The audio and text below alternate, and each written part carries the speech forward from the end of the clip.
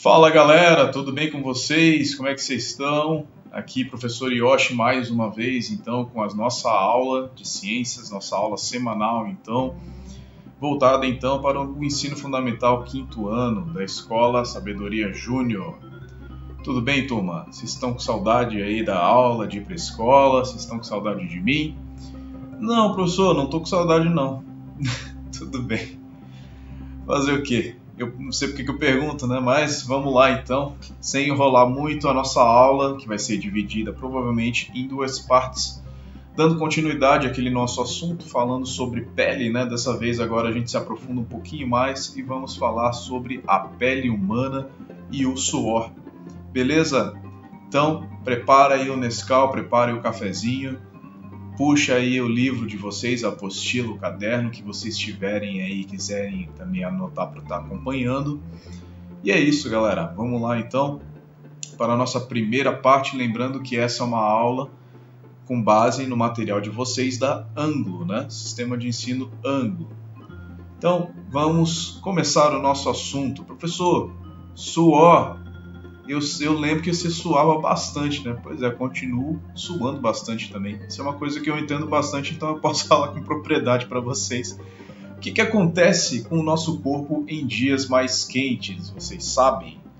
Professor, eu lembro que você suava bastante nas aulas, né? Sempre pedia para ligar o ar-condicionado e tudo mais, e tinha alunos, né, que às vezes não gostavam muito disso, outros que até passava um pouquinho de frio, mas ainda assim eu tinha feito um trato com vocês, né, pessoal? Claro que as circunstâncias mudaram dessa vez, agora todo mundo está na sua casa, no seu conforto, assistindo a aula, provavelmente até de pijama, e agora a gente tenta dar continuidade e entender um pouco sobre como que acontece, o que acontece com o nosso corpo em dias mais quentes. No caso do professor aqui, né, professor Yoshi, não só em dias mais quentes, às vezes não precisa necessariamente estar num dia extremamente quente para eu estar suando bastante, né? Então, vamos lá.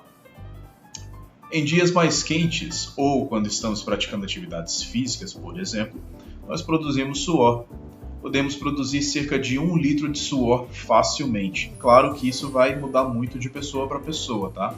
Então, assim, professor aqui, professor Yoshi, sua bastante, né? É muito acalorado. Por quê? Porque minha temperatura corporal, ela naturalmente, ela já é bem elevada, tá? Tem pessoas que suam mais, outras que acabam suando menos. Isso é normal, vai mudar muito ali de pessoa para pessoa, com a idade e tudo mais, né? Então, a função do suor, afinal de contas, para que serve, né, o suor? Essa é uma aula voltada especificamente para isso, tá?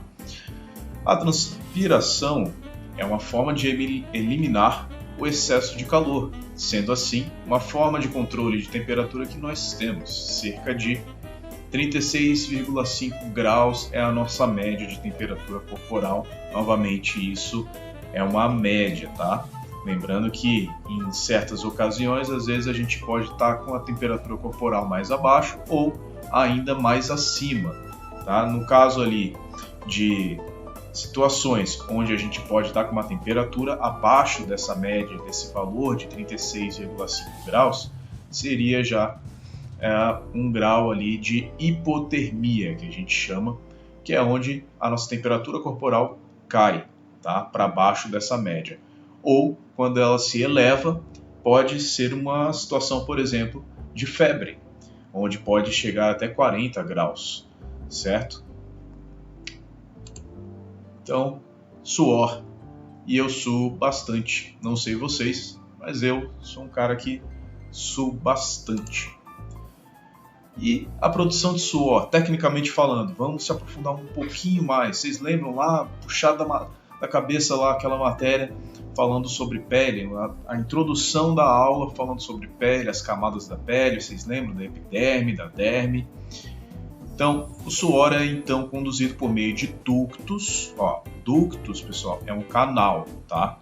Eles se abrem nos poros. Ó, percebam aqui indicando pelas setinhas os poros. Aqui é por onde nasce o pelo, o fio, certo? Isso aqui, pessoal, ó, são glândulas sudoríparas. São elas que vão produzir ali e liberar o suor através dos poros. Ó. Consegue ver o suorzinho saindo por aqui? Ó? São poros, certo? E aí vai depender muito de pessoa para pessoa a quantidade de suor que sai e o local também onde vai suar, certo? Então tem pessoas que suam mais pela testa, outras que tem vários poros ali que acabam suando numa região, por exemplo, no nariz, certo? Eu, por exemplo, suo muito pela testa, mas claro, né, é óbvio que o suor também pode ocorrer em diversas outras áreas do corpo. Então são gotículas de suor aqui, certo? Aqui só um desenho esquemático mostrando aqui o músculo, né? Mostrando que tem músculo entre também a pele, a camada aqui da pele, ó, a epiderme, que é a primeira camada, bem fininha, percebam? Pelos, certo?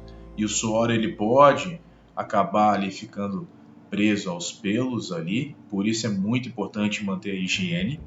E a camada da derme aqui desenhada, né, mais profunda ali, que é a segunda camada ali da nossa pele, certo? Dando sequência, vamos lá. Produção de suor ainda. Então o suor é formado por água e sais minerais, produzido pelas glândulas sudoríparas ou sudoríferas, tanto faz, tá? Localizadas na derme. Essas glândulas são controladas pelo sistema nervoso que enviam sinal para que produzam um suor. Então, desenhozinho esquemativo aqui do Prof. Yoshi, dando um Cooper, certo? Só virtual agora, levando em consideração que eu estou em isolamento, né? Mas, mesmo eu estando parado, acreditem se quiser, eu suo, tá bom? Então, responda rápido. Vamos lá, o que vocês conseguem visualizar por essa imagem aqui, ó? Imagem esquemativa, né? Nós temos aqui um corredor e o esquemazinho, né, técnico sobre a produção de suor, enumerados aqui. No caso, 1, 2, 3 e 4. Beleza? Vamos lá, responda rápido. O que essa imagem mostra? Letra A. Vamos lá. Em poucos segundos, vamos lá, a resposta. Eu coloquei a produção de suor de um atleta. Professor, mas ele está correndo, né? Pois é, ele está correndo e ele está produzindo suor. Ó. Vejam que tem uma setinha esquemativa aqui, ó, indicando o cérebro dele, o sistema nervoso, que está enviando sinais ali para as glândulas dele produzir suor. Letra B, qual é a função do suor? Eliminar o calor excessivo do corpo, certo? Já eu explico por que isso acontece. Vamos lá para C? Explique o que está ocorrendo em cada uma das etapas enumeradas. Vamos enumerar então, ó. 1. Ordem. O sistema nervoso envia a mensagem para o corpo. 2. A produção. Ó, as glândulas sudoríparas ou sudoríferas começam a produzir suor. Certo? 3. Eliminação. As glândulas liberam a água e sais em forma de suor. O suor nada mais é do que água e sais, tá? E, por fim, 4. Há o resfriamento do corpo pela perda de calor. Por quê? Notem essa setinha azul aqui, ó, o que acontece? Esse suor ele evapora, gente. Então, ele evaporando, ele leva parte do calor ali que a gente estava produzindo por estar fazendo atividade física. Conseguiram entender? Então, é por isso que, em dias quentes, a gente soa bastante. É uma forma inteligente que o nosso corpo tem, é uma resposta em eliminar esse excesso de calor. Ah, professor, entendi. Então é por isso que no inverno a gente sua menos? Exatamente. Porque no inverno está mais frio e a gente não tende a liberar esse calor. A gente tem que manter esse calor. Então vamos dando sequência aqui. A água e as diferentes funções no corpo. Vamos lá? Rapidinho.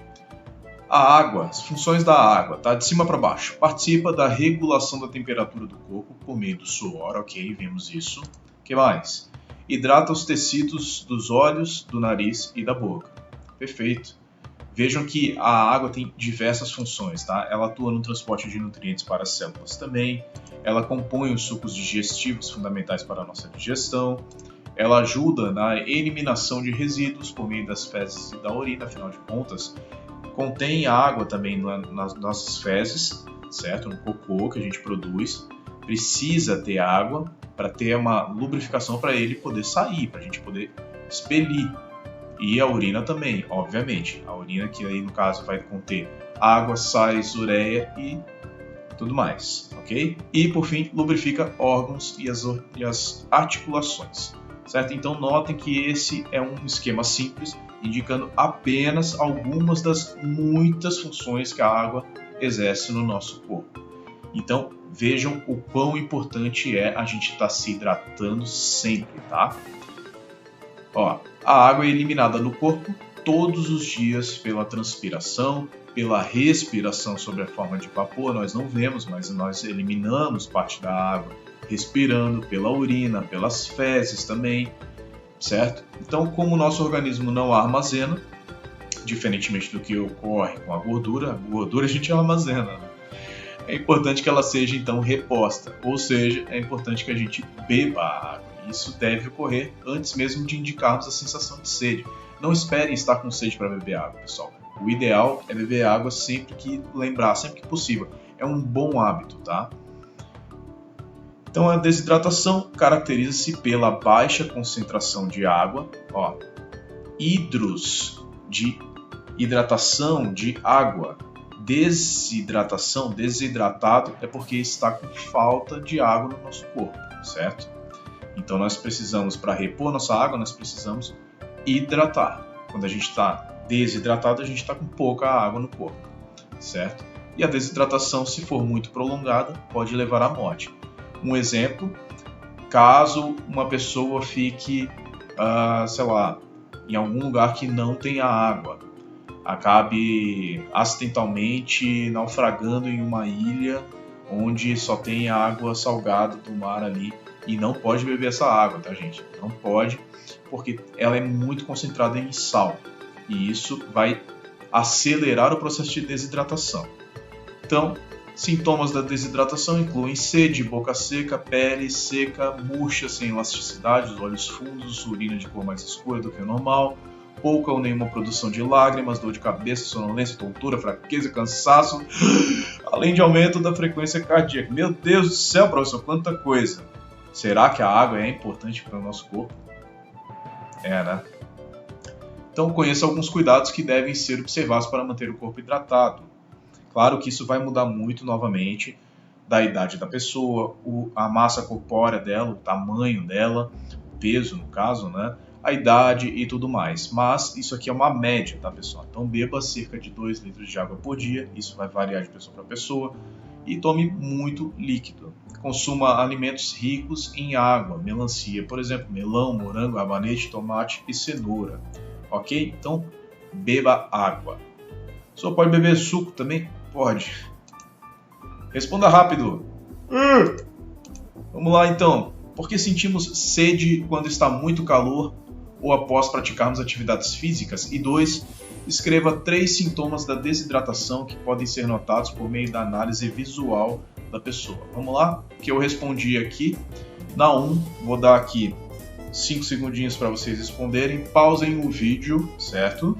Pausa aí e logo mais eu já retorno com a resposta. Vamos lá? Pausando. E voltando agora. Despausem. Vamos lá, a resposta eu coloquei o seguinte aqui, ó. Por que sentimos sede quando está muito calor ou após praticarmos atividades físicas? Porque perdemos água na forma de suor e precisamos repor nos hidratando. Perfeito? E 3 sintomas da desidratação eu coloquei o seguinte, vamos lá. Boca seca, pele seca e olhos fundos. Lembrando que tanto os alimentos como a água eles servem como o nosso combustível, tá? Nós precisamos disso para a nossa vida, é essencial. Último slidezinho só para encerrar essa parte então, tá? A água é vital para o ser humano, por isso é preciso que as pessoas estejam comprometidas em utilizar esse recurso natural de forma sustentável, evitando o desperdício. Forma sustentável, para quem não sabe, é usar de uma forma onde a gente não desperdice muito. Simples assim. Então, estima-se que, de toda a água disponível no mundo, 70% é usado para produzir alimento. Olha só que interessante. E aqui, nessa tabelinha, tem alguns dados aqui. Por exemplo, A quantidade de água necessária para produzir 1 kg de banana, olha a quantidade, pessoal, de água, de litros de água. 499 litros de água, quase 500 litros de água para produzir 1 kg de banana. Vocês têm noção do que é isso? 1 kg de arroz, 2.500 litros de água. 1 kg de ovos, 3.000 litros de água. Claro, vai precisar ali hidratar também as galinhas para botarem os ovos, certo? 1 kg de frango, ó, isso só aumenta, tá? 4.000.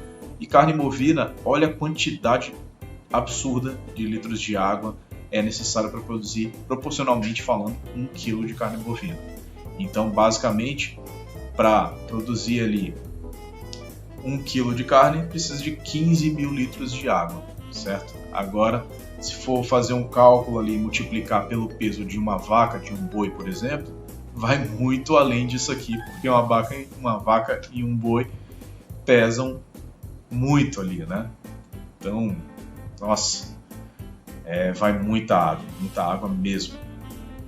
Pessoal, tá dando tempo aqui, já tá ficando meio longo esse vídeo. Eu vou encerrar essa primeira parte da nossa aula e volto logo em seguida. Então, se cuidem e valeu, até a próxima. Fiquem ligados para a parte 2, beleza?